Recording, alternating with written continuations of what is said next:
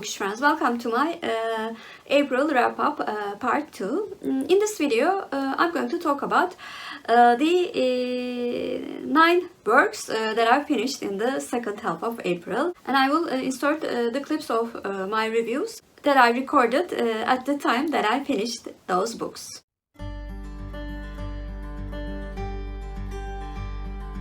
Today is the 17th of April and I finished 2 works today. The first book that I finished today was The House in the Cerulean Sea by T.J. Klune.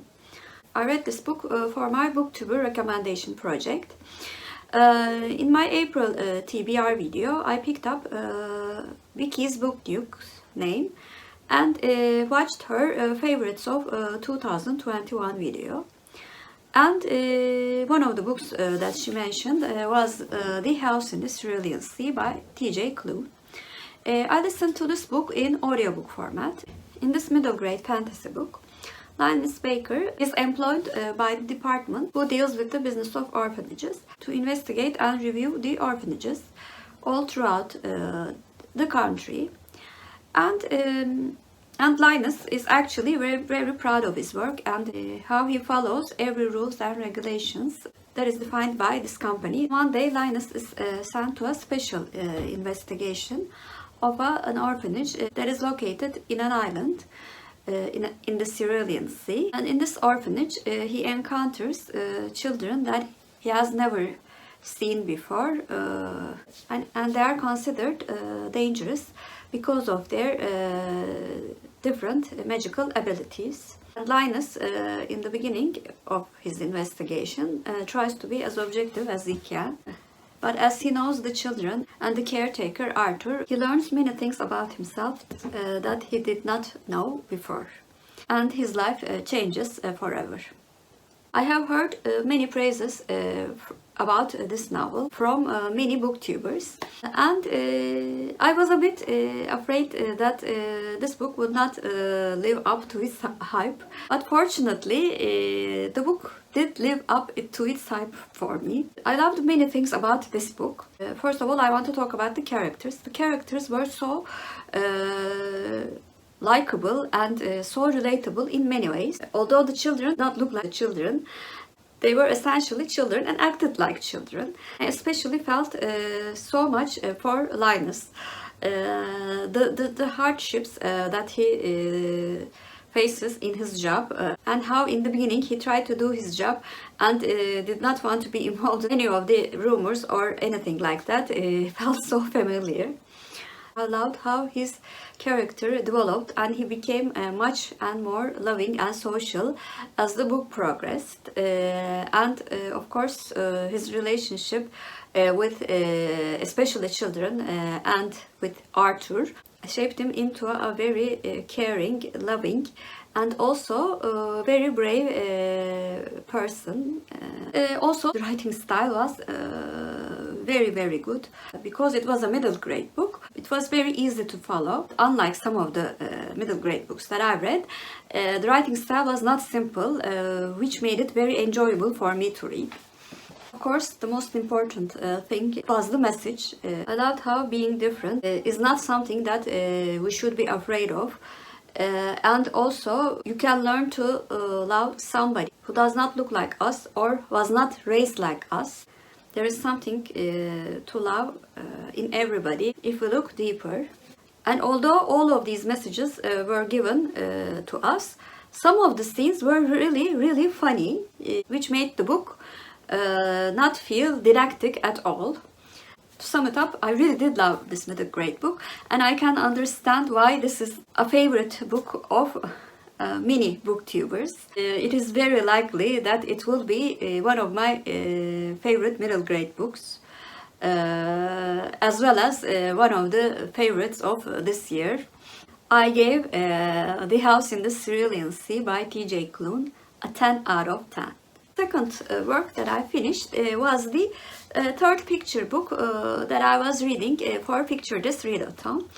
For this readathon, I am reading one picture book every weekend. And the picture book that I read was a non-fiction children's book called Nobody Owns the Sky, The Story of Brave Bessie Coleman by Reeve, Lindbergh. This picture book tells the story of the first female black pilot, Bessie Coleman. It is of course a very brief summary of her life, but the fact that she did not feel discouraged by others to give up her dream of becoming a pilot because she was first of all black and then female, which was unheard of in the 1930s and 40s. And this message was emphasized all throughout the picture book, which I loved. In picture book standards, of course, I gave this picture book with a very important message as well as beautiful illustrations an 8 out of 10.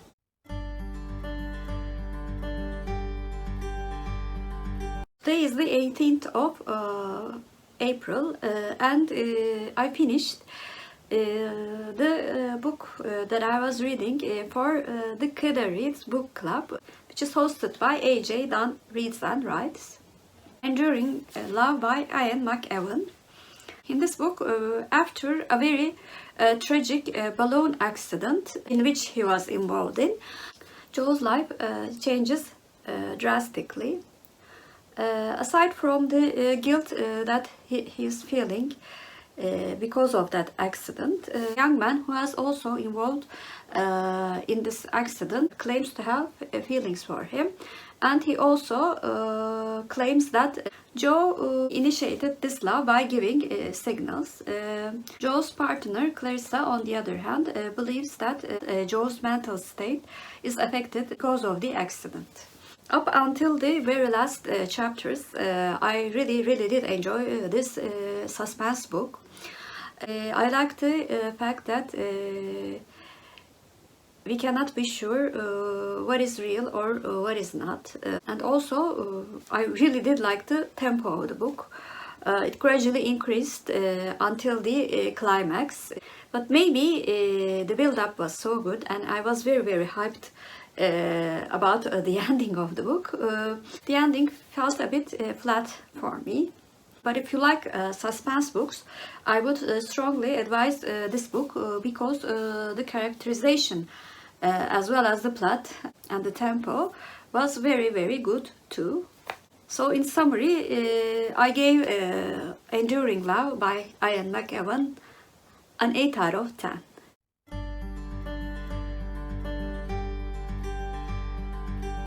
Hello Bookish friends, today is the 23rd of April and I'm going to talk about two books that I finished recently. The first book that I'm going to talk about is the prequel short story in the Lunar Chronicles series. I very recently finished the third book in the series and I'm very much enjoying this young adult sci-fi series by Marissa Meyer.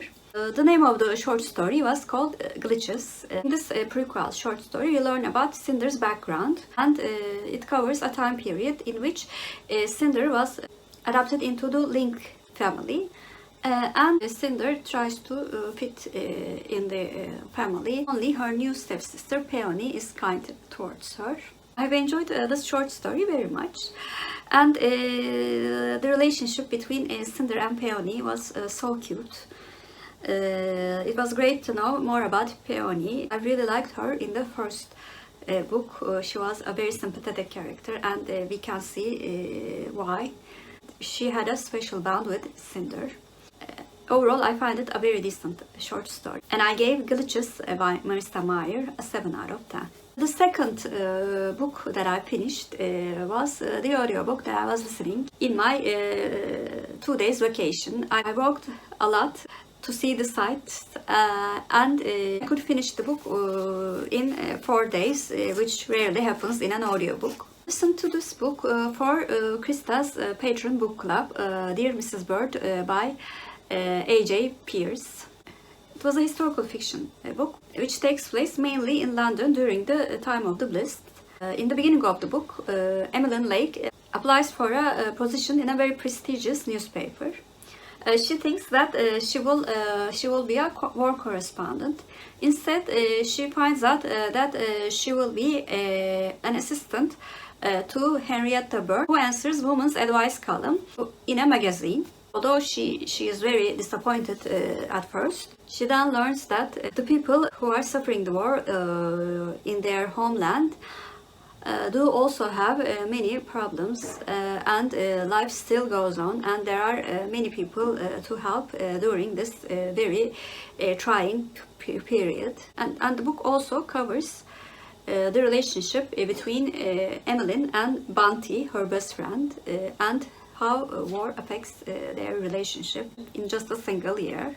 I thought this book portrayed the time period, atmosphere of the magazine, and Emmeline's contradictions about what she should do and what she is actually doing very, very well. I was especially impressed by the portrayal of the bombing scenes.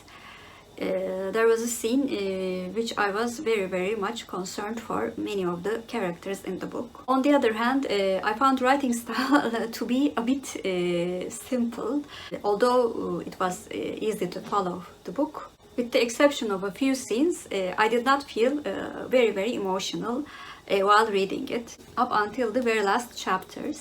So I debated whether I should give this book a 7 out of 10 or an 8 out of 10. But because I really liked the dynamic between the two best friends during this trying time, I decided to give it an 8 out of 10. This is the first book in a duology. I'm sort of guessing that the next book would be much better since I really like the developments towards the end of the book. So I will most certainly read the second book in this duology.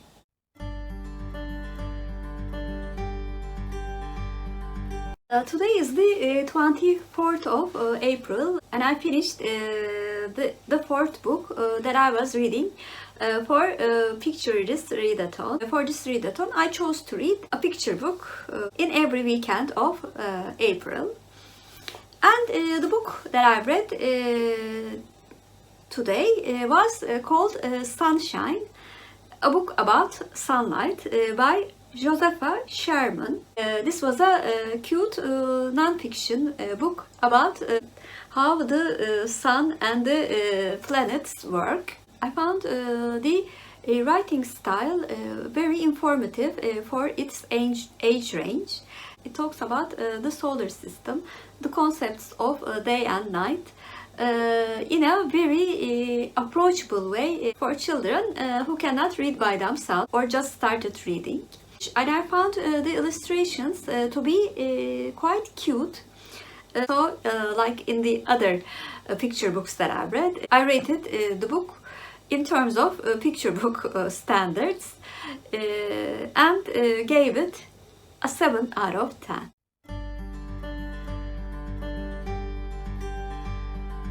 It's the 26th of April, and I finished the book that I was bud reading with my dear friend Kevvie at Kevvie, The Blind Assassin by Margaret Atwood. I chose this book for my Big Books Bud Reading project. This was the second book for March and April. And I have heard very good things about The Blind Assassin by Margaret Atwood from a very close friend of mine. She said that this book was much more interesting than The Handmaid's Tale. This book is actually very hard to explain, but I will try my best. In this book, we follow three different stories. First story, Iris is an old lady and remembers the events from their childhood, leading up to her sister's assumed suicide. In the second story, we follow the book titled The Blind Assassin, which was found to be written after her death by Iris' sister Laura, and we read passages from the book which tells the secret love story of two unnamed characters. That love story takes place in the late 1930s and in the early 1940s. The third story is actually a story that is told in the book Blind Assassin by the male lover. It is a sci-fi story and it reflects so much from the society at that time, as well as the relationship between all of the characters in the whole book. First of all, I want to say I adored the writing style of this book. I think Margaret Atwood is an exceptionally good writer. And the fact that this book contains three genres made me categorize it as a general fiction. A big chunk of the book, told from the Iris's point of view, is a historical fiction book. And it is a very good historical fiction book and made us feel like we were living that time by giving so many details and so many thoughts from that time period. I think the book Blind Assassin was essentially considered a romance among the readers of that book, and of course the story told is a sci-fi story. And I also thought the sci-fi story had an excellent plot. Even though I didn't love the romance aspect of the general structure of the book Blind Assassin, I thought it contained a very interesting mystery in it as well. I loved how she could write in so many different genres so professionally. And the characters were fully developed in all of the stories. And the whole mystery of if Laura committed suicide was solved gradually throughout the book, which kept us wondering and made us read the book with a curious mind. The only thing that I didn't like about this book was the pacing of the book. It started with a very good pacing, gradually increasing and increasing. And then the pacing dropped, and I have to say, although I loved the details of the historical fiction section, the story dragged. And up until the very end of the book, the increase in pace was very slow. I thought this book is not to be rushed. Otherwise, I would have struggled to finish some of the parts. Overall, I am very, very glad that I read this very complex book, and I gave the book an 8 out of 10.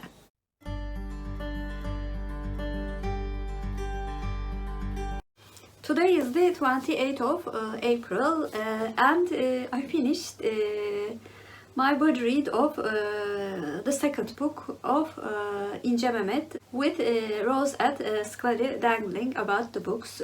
We also body read the first book together, Mehmet My Hawk, and because we loved that book so much, we decided to body read the second book in the series, which was titled They Burned the Thistles in English. This book takes place almost right after the end of the first book.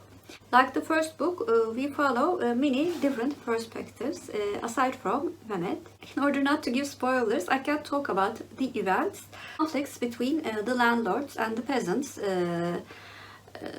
continues in this book. Mehmet, who rebelled against the landlord and killed him in the first book, did sort of become a folk hero in the first book. And in this book, this folk hero becomes almost like a legend, actually becomes a separate being than the real İnce and we gradually see the increasing bravery of the peasants because of just the legend of İnce.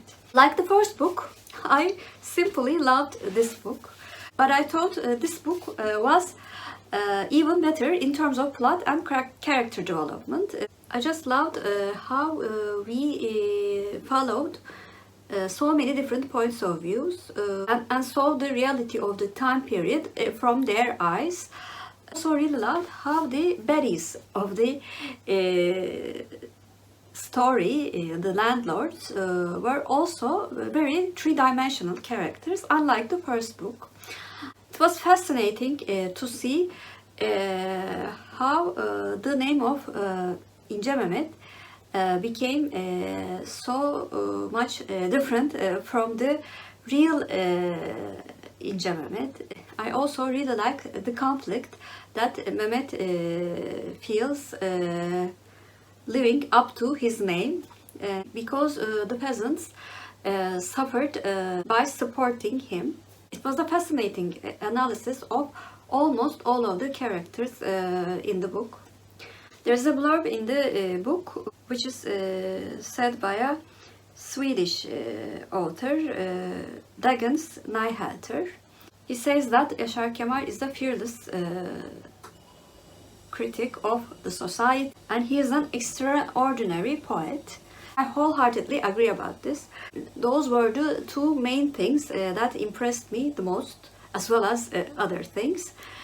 I really did like how he criticized almost all of the characters and all of the classes in this very interesting tale of bravery and resistance. I mentioned in my special video about the first book, Yaşar Kemal writes full sentences like it is to be told through a folk tale.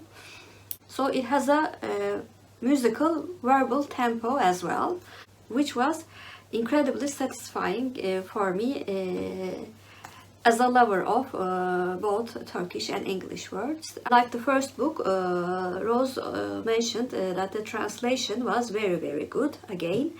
And I am so glad because I can wholeheartedly recommend this second book as well as the first book to all of my international friends. So like the first İnce book, I will give the second İnce book, They Burn the Thistles, a 10 out of 10.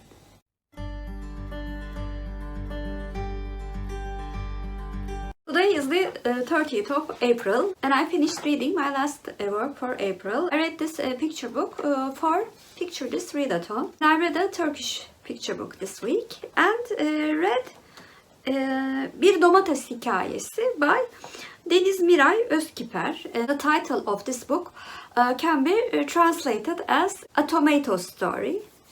In this picture book, a very small tomato does not want to be picked up by the customers and just want to be presented in the grocery store.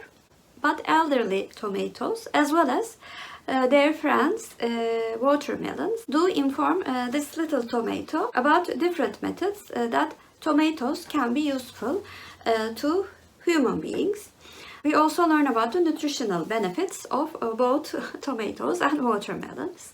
First of all, the illustrations were very, very cute and there was some humor about the love of the watermelon. The feta cheese is the traditional cheese in Turkey.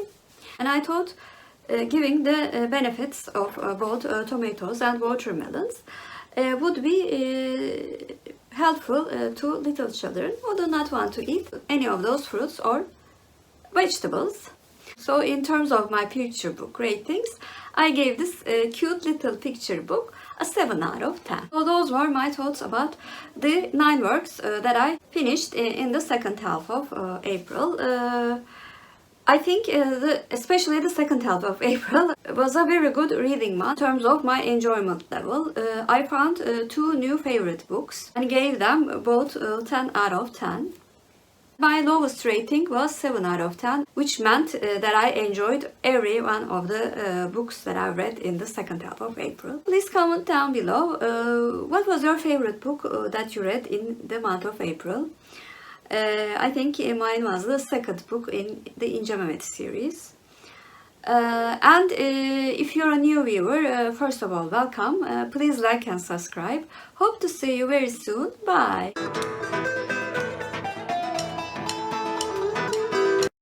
For Turkish word of the day, since I read a book about 2 fruits, I thought fruit could be the word of the day. Fruit means meyve in Turkish and meyve is our Turkish word of the day. Have a good day.